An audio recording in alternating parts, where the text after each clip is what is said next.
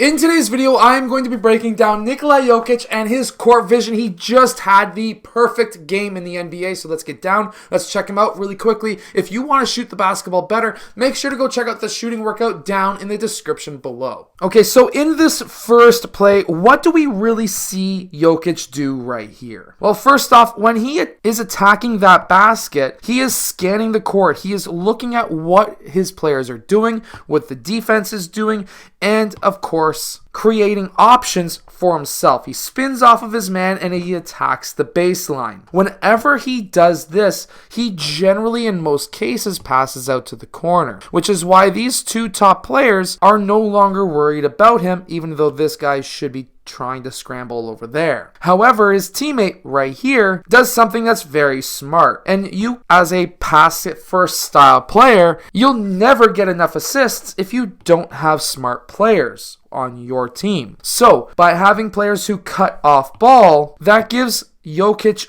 options to pass to for dunks.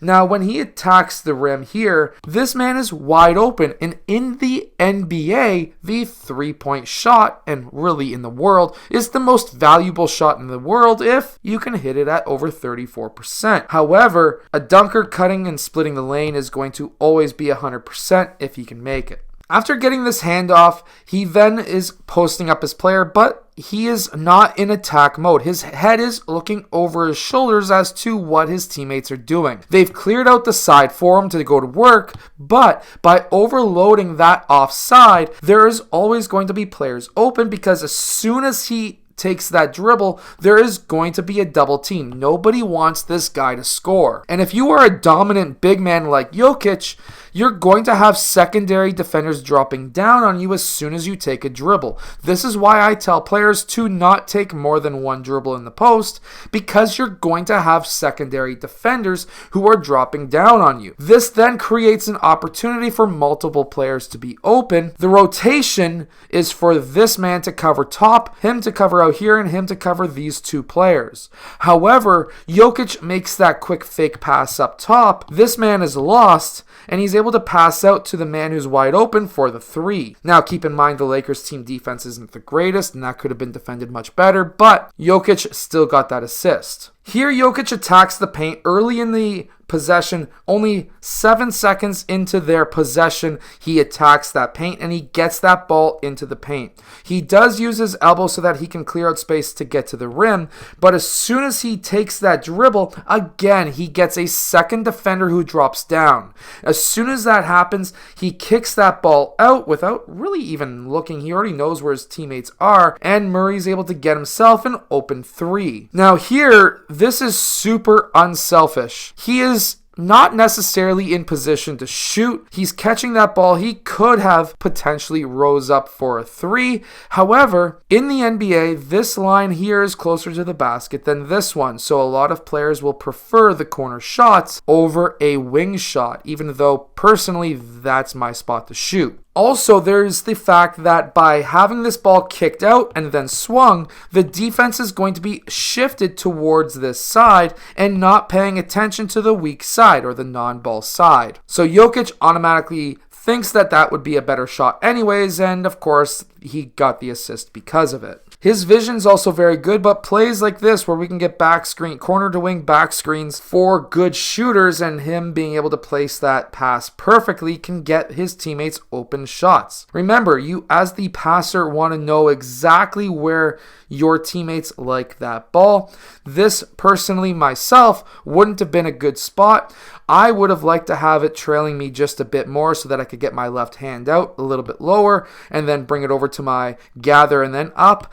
But you as the passer need to know where your teammates like that ball, and that was able to get Jamal Murray an open three. And then right here, he outlets the ball super quick. So many young players will get that rebound and they will look to dribble right away. But look at how many defenders are around him. You have to remember that if you start dribbling down court, you are probably going to have defenders behind you and they're going to be trying to swipe that ball from behind. And that's why you don't dribble right away. You want to outlet that ball and to get that ball down court. There's also one more reason too.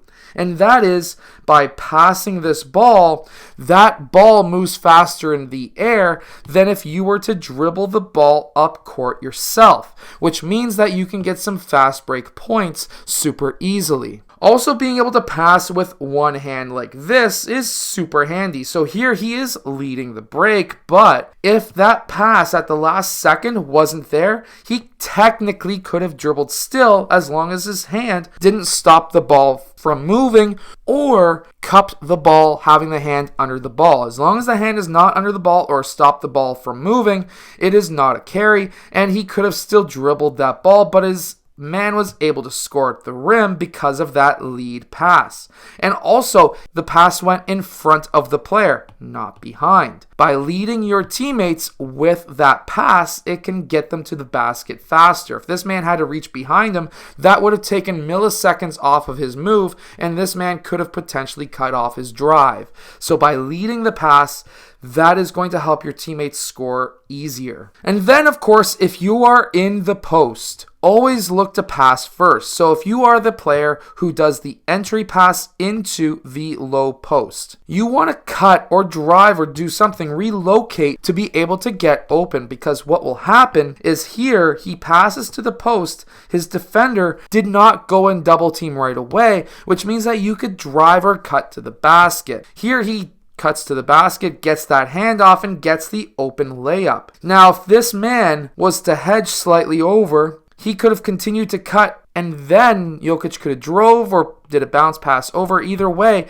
this ball was getting to this man either way, and it was going to be a layup. Here Jokic spins off his man, keeps his head up. Look, he's looking at the rim. He's in attack mode. That draws that defender up, and he's able to get that pass over to his teammate for that layup. He missed. Jokic was able to get the rebound and put back. Here he gets the steal. He does not dribble right away. He's looking up court. Look, kids, young guys, basketball players in general, do not dribble right away. Look for that outlet. Get that ball down court. He was able to get Murray an open three. Again, keeping his head, looking over his shoulder, looking at the defense, knowing where the defense is, understanding where his teammates are. As soon as that man drops down, kick out pass for the three. Fantastic ball movement. This is how you want to play the low post, because now, eventually, these players are not going to be looking to double team because they're afraid of their man being open, and that's going to allow him to go to work in that low post to score. So again, make sure to go check out my shooting workout down in the description below. It's called the Hardest Basketball Shooting Workout, and I hope that this video has helped you become a better passer from the low post or as a big man. If it has, hit that like button, subscribe, and I'll see you guys again next time.